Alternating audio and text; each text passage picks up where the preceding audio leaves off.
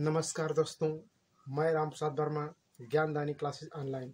तो आज हम पढ़ेंगे प्रकाशिक समवायता अर्थात संकुल यौगिकों में प्रकाशिक समवायता। इसके पहले के वीडियो में हमने अभी तक यह देखा था कि संकुल यौगिकों का IUPAC नामकरण कैसे करते हैं।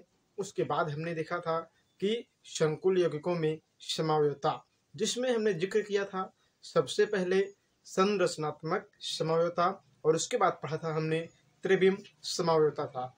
हमने देखा था कि जो संरचनात्मक समवायता है वह 5 प्रकार की होती है, जिसमें पहला हमने पढ़ा था हाइड्रेट समवायता, दूसरा हमने पढ़ा था आयनन समवायता, तीसरा थी उपसहसंयोजी समवायता, चौथा था बहुलकीकरण समवायता और पांचवा था आपका लास्ट में जो था वो लिंकेज समवायता। तो पहला क्या पढ़ा? हाइड्रेट समवायता, दूसरा हमने पढ़ा था अभी तक कि लिंकेज समवायता, तीसरा उपसहसंयोजी समवायता, चौथा था बहुलकीकरण समवायता और पांचवा आयनन समवायता। हमने देखा था संरचनात्मक समवायता वाले वीडियो में। उसके बाद हमने पढ़ा था कि त्रिविम समवायता। त्रिविम समवायता में भी हमने यहाँ पर देखा था कि जो त्रिविम समवायता होती है वह 2 प्रकार की होती है। पहला था आपका सिस अवस्था, दूसरा होती है ट्रांस अवस्था। तो दोस्तों, अभी तक हमने इस जानकारी को प्राप्त किया। आज हम पढ़ेंगे संकुल यौगिकों में प्रकाशिक समवायता। दोस्तों, एक बात कहेंगे आपसे वीडियो की शुरुआत में, यदि आपको वीडियो अच्छा लगता है तो आप वीडियो को लाइक करें, साथ ही साथ चैनल को सब्सक्राइब करें। अगर आपके मन में कोई सुझाव है कि वीडियो में हम बेहतर अच्छे से अच्छा कर सकते हैं तो उसके लिए अपने सुझाव को कमेंट बॉक्स में लिखें। तो दोस्तों, अब बात न करते हुए हम इसकी शुरुआत करते हैं। तो आइए हम समझते हैं सबसे पहले कि प्रकाशिक समवायता क्या होती है। ये यहाँ पे प्रश्न आता है कि प्रकाशिक समवायता क्या है। तो देखिए, पहले हम समझेंगे प्रकाशिक समवायता।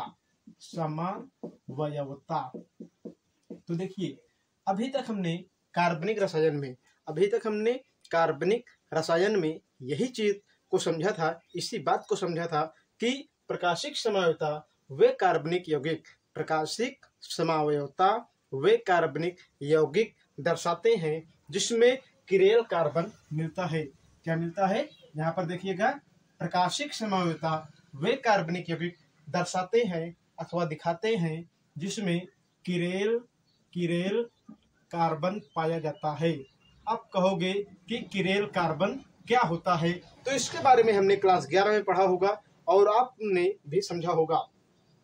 तो हम बात करते हैं किरेल कार्बन की एक बार फिर से। तो आप कहोगे किरेल कार्बन ऐसा कार्बन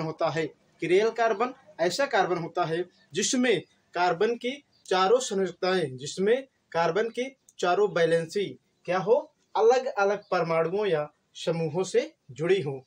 तो किरेल कार्बन वह कार्बन होता है जिसमें कार्बन की चारों संयोजकताएं अर्थात वैलेंसी क्या हो, अलग अलग परमाणुओं या समूहों से जुड़ी हो। उस प्रकार के कार्बन को हम किरेल कार्बन कहते हैं। आइए हम समझते हैं। जैसे यहाँ पर ये हम बात करते हैं, तो एक यौगिक है, मान लो ABCD। यहाँ पे हमने देखा कि ये जो कार्बन है, ये कार्बन क्या है, यहाँ पर ये कार्बन जो कार्बन की वैलेंसी 4 होती है वह वैलेंसी अलग अलग परमाणुओं से जुड़ी हुई है। पहला परमाणु A है, दूसरा B, तीसरा C, चौथा D। इस प्रकार हमने देखा कि जो आपके कार्बनिक यौगिक होते हैं, किरेल कार्बन होता है, उसमें एक ही कार्बन से अलग अलग प्रकार की संयुक्ताएं या उनके परमाणु समूहों से जुड़ी रहती हैं। जैसे इस उदाहरण में हमने देखा कि अलग अलग परमाणु या उनके समूह है। यहाँ पर हम देख रहे हैं पहला उदाहरण।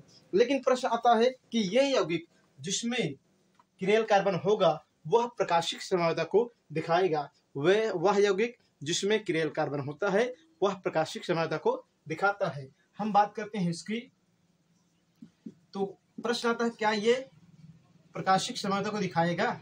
प्रश्न ये आता है कि क्या ये प्रकाशिक समवायता को दिखाएगा?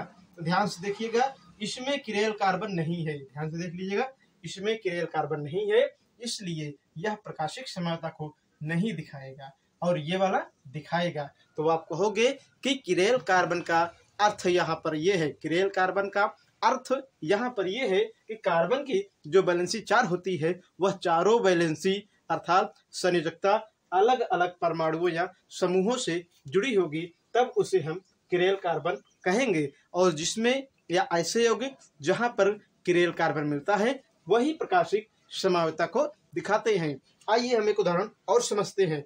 यहाँ पर हमारे पास है HCOOH, यहाँ पर CH3 और यहाँ पर मान लीजिए हमने लिखा है कोई और परमाणु, जैसे यहाँ पे हमने अगर लिख दिया कि ये हो गया, मतलब ये कार्बोक्सिलिक समूह हो गया, ये मेथिल समूह हो गया, ये हाइड्रोजन हो गए। अभी एक बचे हैं आपके पास, तो वहाँ पे मान लो लिख दो क्लोरीन, तो ये क्या करेगा, ये प्रकाशिक समावयवता को दर्शाता है। मतलब ये जो यौगिक है इसमें ये कार्बन है, कार्बन की चारों वैलेंसी अलग अलग परमाणुओं से जुड़ी हुई हैं, जैसे कार्बोक्सिलिक समूह, दूसरा मेथिल समूह, हाइड्रोजन परमाणु और क्लोरीन, तो इससे जुड़ी है।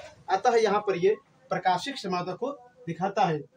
उसके बाद अगर हम बात करें यहाँ पर इसकी, जैसे ये कार्बन हो गया, यहाँ पर CH3, ये CH3 और यहाँ पर ClBr, तो यहाँ पे देखिए जो आपकी यहाँ पर जो कार्बन है वह मतलब अपनी चारों वैलेंसी को अलग अलग परमाणुओं से नहीं जोड़ पाया है। यहाँ पर तो अलग जुड़ा, यहाँ पर अलग जुड़ा है, लेकिन यहाँ पर एक ही प्रकार के परमाणु या समूह लगे हुए हैं, इसलिए यह प्रकाशिक समावयवता को नहीं दिखाएगा। तो हमने यहाँ पर इस बात को समझा कि वे तो यहाँ पर हमने देखा कि जिसमें क्रियल कार्बन मिलेगा वही क्या करेगा, प्रकाशिक समावयवता को दिखाएगा। देखिए पहला जो हमने ABCD लिखा है ये प्रकाशिक समावयवता को दिखाएगा, जो दूसरा है A, फिर है B, लेकिन 2 बार B है इसलिए क्रियल कार्बन यहाँ पे नहीं है। फिर हम बात करते हैं दूसरे, ये यहाँ पे उदाहरण है कार्बन, फिर ऊपर लगा है COOH, बगल में है H और Cl लगा हुआ है, फिर CH3 है, इसमें भी चारों वैलेंसी अलग अलग जुड़ी हुई हैं, अतः यह भी प्रकाशिक समावयवता को दिखाएगा। बात करते हैं CH3 2 बार है, ClBr है, तो यह भी प्रकाशिक समावयवता को नहीं दिखाएगा। अब आपके मन में एक प्रश्न होगा कि सर आपने हेडिंग बनाया है संकुल यौगिकों में प्रकाशिक समावयवता, लेकिन हम तो पढ़ रहे हैं कार्बनिक रसायन में प्रकाशिक समावयवता। तो मेरे दोस्त अब तुरंत हम शुरुआत करते हैं कि संकुल यौगिकों में प्रकाशिक समावयवता। अब हम बात करेंगे संकुल यौगिकों में समावयवता, जिसमें हम देखेंगे चतुष्फलकीय या आपका क्या होगा, यहाँ पर लिख दोगे टेट्राहेड्रल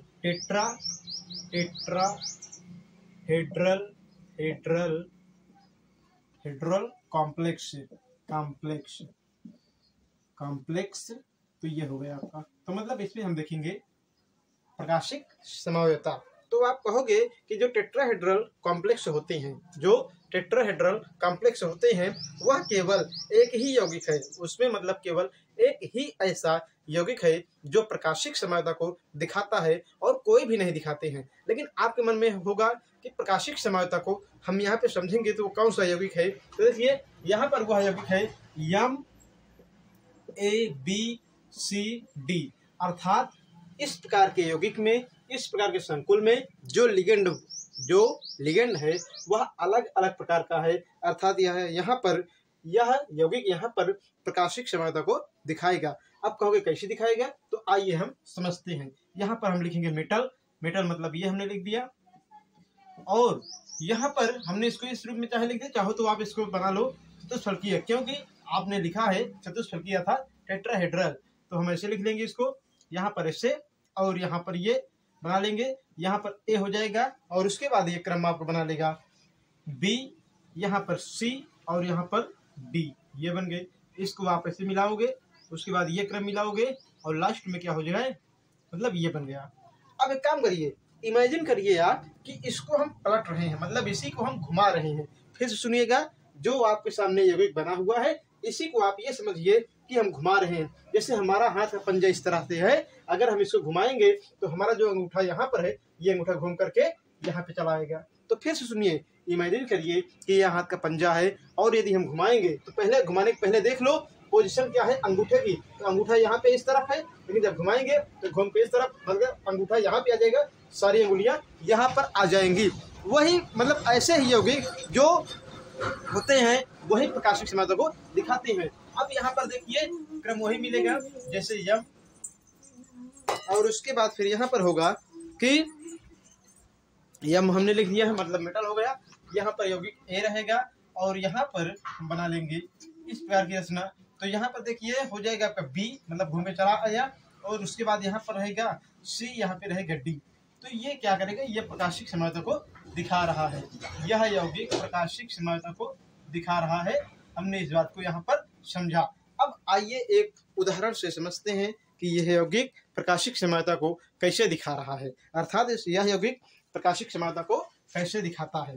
तो देखिए इसके लिए हम यहाँ पे बात करते हैं, जो उदाहरण लेंगे। उदाहरण क्या होगा, देखिए उदाहरण के लिए हम यहाँ पे लेंगे, जैसे यहाँ पे है CO, यहाँ पे लिया है हमने CO, उसके बाद है NH3, और उसके बाद यहाँ पे लिया है PY, मतलब यहाँ पे है क्लोरीन, ब्रोमीन, ये अलग अलग हैं, ध्यान देना, और यहाँ पे है आयोडीन, ये हमने लिया है।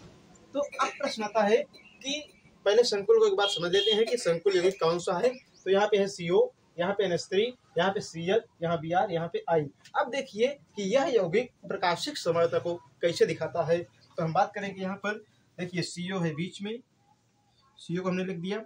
उसके बाद ऐसे बना लेंगे, मतलब चतुष्फलकीय रचना। और उसके बाद देखिए CO मतलब पहले क्या है, NH3, मतलब A है NH3।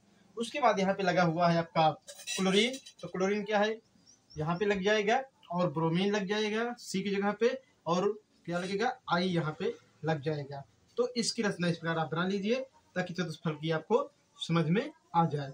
ये समझ में आ गया। उसके बाद हम बात करेंगे कि ये तो दर्शा रहा है, अगर हम इसको घुमाएंगे तो ये क्रम बदल देगा। तो यहाँ पे लिखोगे CO, उसके बाद आप बनाओगे इसको इस तरह ताकि आपको क्लियर समझ में आ जाए। यहाँ पे लिखेंगे हम NH3, अमोनिया, और अब इसे घुमा लेंगे।